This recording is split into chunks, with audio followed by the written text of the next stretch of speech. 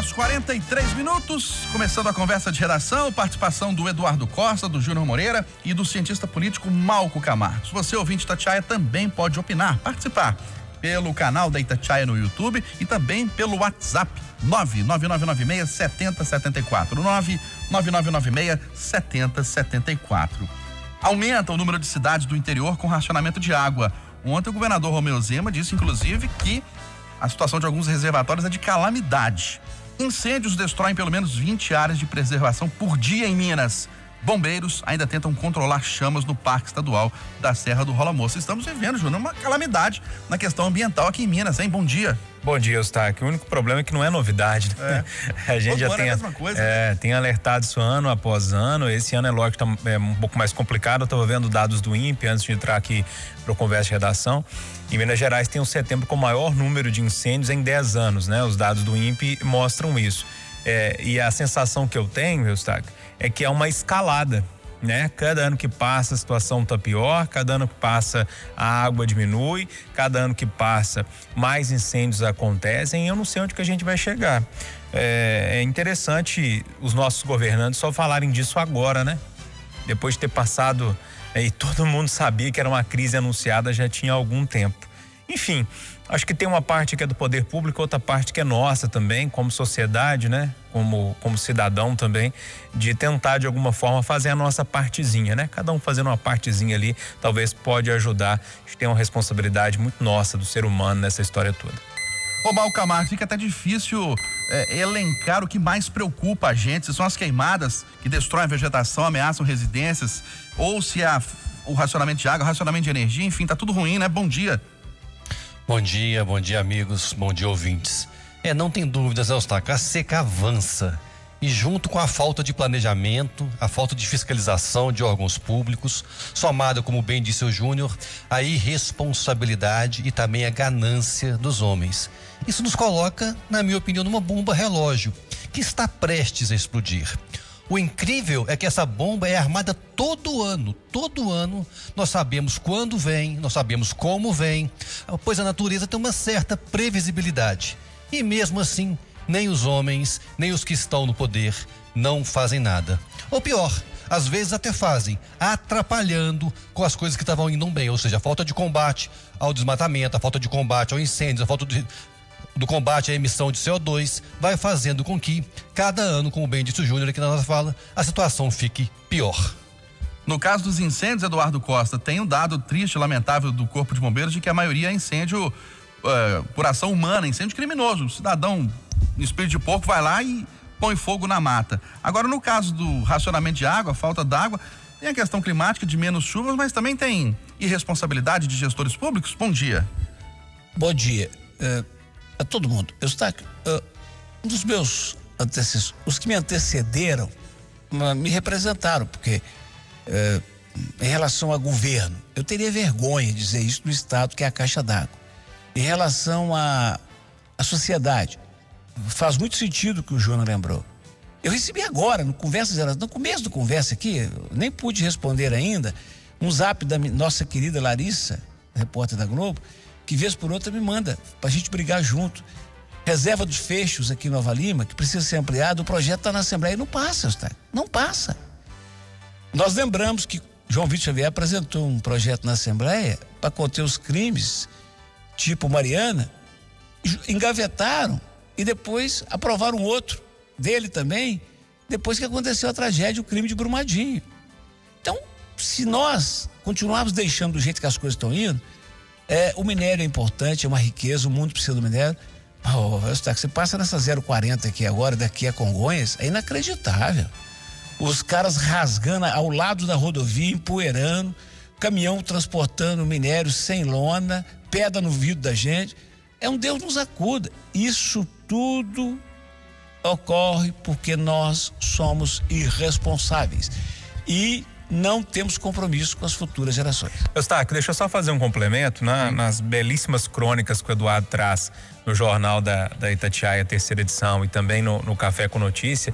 Essa semana ele trouxe uma falando das queimadas, né? Que estava acontecendo à beira aí das viagens. Então a gente não precisa muito longe, não. É aquele típico problema, e o Eduardo tinha muita razão no comentário dele, na crônica dele, é aquele típico problema que tá saltando assim, ó, que tá batendo na sua cara, tá esfregando a sua cara. É só você que anda pelo estado aí, dá uma observada ao redor de você. Aquele rio que você conhece, aquele córregozinho, aquela nascente lá na fazenda do tio, do avô, pra você ver o que é que tá acontecendo. O negócio tá complicado.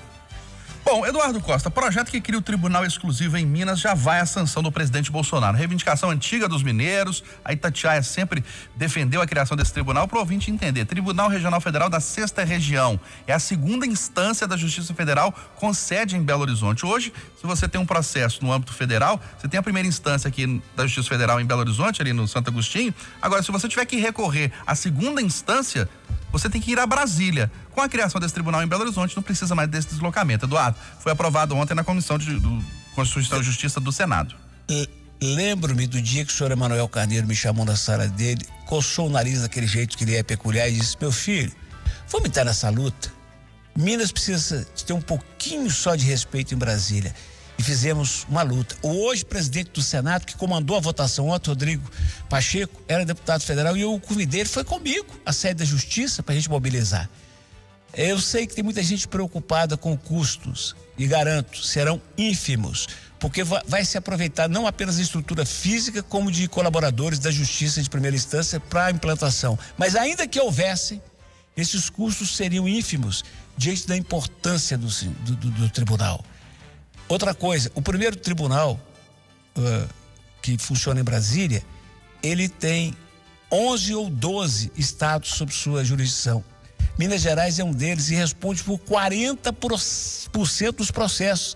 A saída de Minas Gerais de lá vai desafogar lá e vai ser melhor para nós aqui. Eu lembro, gente, que parece um negócio assim, tribunal, para que serve isso? Toda demanda que se tem contra um banco oficial como a Caixa ou o Banco do Brasil, a questão dos aposentados, dos precatórios, isso tudo é questão federal e fica 40, 70 anos na justiça. Se estiver mais perto, a gente cobra. Para não falar dos crimes, se esse tribunal vier, ele vai ser instalado num dia e no outro, eu vou pedir entrevista com o presidente do tribunal para saber se vão ou não julgar o recurso do Norberto Mânica, que mandou matar 4 trabalhadores federais em 2004, foi condenado a 100 anos de cadeia em 2013, assumiu o crime em cartório e está solto até hoje, Eustáquio. Pois é, Malco Camargo, havia muita resistência de representantes, de parlamentares de outros estados querendo tribunais também, fora aqui de Minas Gerais, não só aqui no nosso estado. O jogo é forte, né? Muita pressão, né? O benefício quem tem hoje é Rio de Janeiro, São Paulo, Porto Alegre e Recife. E Brasília, claro, né? Minas, então, sai de Brasília e passa a entrar nesse rol desses outros 4 estados que tinham a possibilidade de fazer uma justiça mais rápida e mais célere para os seus cidadãos. Agora é importante dizer, né? A justiça tem mudado muito nos últimos tempos. Os processos têm sido cada vez mais digitais, as audiências têm se tornado digitais. Isso favorece, então, para que, independente de que onde o tribunal esteja instalado, haja uma possibilidade de uma justiça mais célere. Mas, infelizmente, o resultado da celeridade nós sabemos. Tem causas, como bem disse o Eduardo, que duram 10, 15, 20 anos, e causas contra o Estado viram precatório, e nós sabemos o que acontece quando vira precatório, né? Na hora de pagar, vem um novo projeto, prorrogando ainda mais essa dívida do Estado. Agora é esperar, Júnior Moreira, a sanção do presidente Jair Bolsonaro e cobrar a implantação urgente, já para 2022, desse tribunal aqui em Minas. Pois é, Eustáquio. Eu ia falar exatamente isso, né? Ainda falta a sanção e a implementação, mas acho que está tudo encaminhado. Acho que Minas merecia, um estado que merecia um tribunal desse porte, sim. O Eduardo Costa, Belo Horizonte cobra na justiça data da Copasa para impedir a chegada de esgoto na Pampulha. O meu discurso deveria ser o seguinte: parabéns, prefeito Calil, finalmente alguém vai fazer alguma coisa concreta para resolver a questão da Pampulha.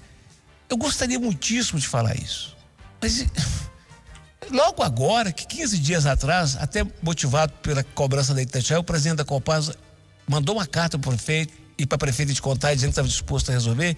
Logo agora que as equipes estão se reunindo, eu posso ser convencido, sabe, Eustáquio, que amanhã ou depois, com mais informações, de que era a hora para a prefeitura fazer isso. Mas eu continuo triste, e essa tristeza é em relação ao prefeito Calil, à prefeita Marília e ao governador Zema, da gente não ter tentado resolver isso na conversa. E não posso deixar de falar, né, gente? Nós estamos chegando em outubro do ano que vem tem eleição. Eu não sei se essa briga é pela Pampulha ou pelo governo de Minas em 2022. É tristeza que temos que chegar a isso. Eu sinto isso mais fedorento do que as águas poluídas da Pampulha. Curioso, né, Júnior? A gente discutiu ontem aqui no Conversa de Geração essa questão de o judiciário ter que ser acionado para determinadas questões que poderiam ser resolvidas com conversa, com diálogo entre entes, governadores, prefeitos, secretários, enfim. E agora vem essa ação da Prefeitura de Belo Horizonte contra a Copasa, ação judicial para resolver um problema. Pois é, Eustáquio, tem coisas que não precisam ir para a justiça, né? É obrigação da Copasa. A Copasa tem de colocar água na torneira da pessoa e fazer a coleta de esgoto. A gente paga por isso. Só dá uma olhada na conta de água. Não é uma coisa que precisava. O Copasa já prometeu que resolveria o problema outras vezes. Eu realmente, eu não sei se vai resolver essa questão da Copasa por meio de ação judicial. Eu tendo a concordar com o Eduardo que tem mais cheiro eleitoral nisso do que qualquer outra coisa. No entanto, uma coisa eu tenho certeza: enquanto não parar de chegar cocô na lagoa, não adianta lavar a lagoa, não adianta limpar a lagoa. Né? Então, o primeiro passo é esse, que a Copasa resolva a questão da captação e tratamento de esgoto, para ver que a gente tenha daqui a um tempo uma lagoa da Pampulha limpa. E aí, Mauro Camargo, essa ação da Prefeitura na justiça contra a Copasa? Não será na justiça que vai resolver a demanda, né, gente? Na verdade, nós todos sabemos, a justiça é a última instância, depois de toda a possibilidade de conversa, se encerra. E normalmente, quando se entra na justiça, acaba a possibilidade da conversa. É muito comum, tá na justiça, resolve então com os advogados. Então o que a prefeitura fez foi transferir para o jurídico um problema que também é dela, né? Então jogar só para um único órgão, a Copasa, a responsabilidade pelo problema, para mim, é um jogo de empurra que vai trazer muito mais malefício do que benefício para a cidade e principalmente para a Pampulha. Ô, Júnior Moreira, esse caso de contagem, homem que arrastou cadela é preso. Pois é, Eustáquio, eu acho que é importante nós jogarmos luz em cima dessa história toda, porque nos últimos dias muitos casos vieram à tona de agressão a animais, né? A gente pode citar diversos aqui. Jogar luz em cima dessa história toda, porque não dá, né, gente? É um ser vivo, o animalzinho não tem culpa de nada. Essa lei nova e a tal lei sanção parece que agora está resolvendo o problema, né? Prenderam outro dia um aqui na região metropolitana, se não me falha a memória, em Santa Luzia, agora esse em Contagem. Então é comemorar que essa lei, as agressões não pararam, é lógico, dificilmente vão parar, mas pelo menos tem uma lei ali para ser um pouco mais firme e colocar essas pessoas na cadeia e inibir que outras pessoas façam o mesmo. A gente tem a impressão, hein, Marco, que o cerco está se fechando contra gente que maltrata animais, né? Não só maltratar, né? Mas o abandono, né? Vários outros fatos que vão acontecendo no dia a dia, a lei cada vez mais forte, né? E tem que destacar, né? Alguns parlamentares perceberam esse nicho do cuidado dos animais e têm trabalhado muito na causa. É uma causa que é interessante, porque ela dá voto para quem a abraça e dá resultado para aqueles que acham que o animal é, às vezes, até mais importante do que a vida das pessoas. Mas o retrato dessa história é que os parlamentares ligados à bancada dos pets têm conseguido bons resultados nos avanços e na capacidade de punição daqueles que fazem maus tratos com os animais. Punição, Eduardo? Cadeia para quem maltrata, para quem mata animais? Abandona animais? Meu caro, pior do que a imagem daquele animal, aquele cachorro totalmente escalpelado. Deus do céu, cortaram o sapo, jogaram o sapo com o celular para dentro da cadeia. O outro espancou o cachorro porque a cachorra dele estava no cio, o cachorro chegou junto. Qual é cachorro que não chega junto numa cachorra no cio? É a natureza, velho. Eles brigam na rua.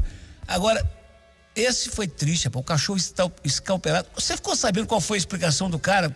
Por que você está fazendo isso com o cachorro? Você ficou sabendo, Sté? Não, assim, de cabeça não. Ele falou que estava levando o cachorro para cruzar, Sté.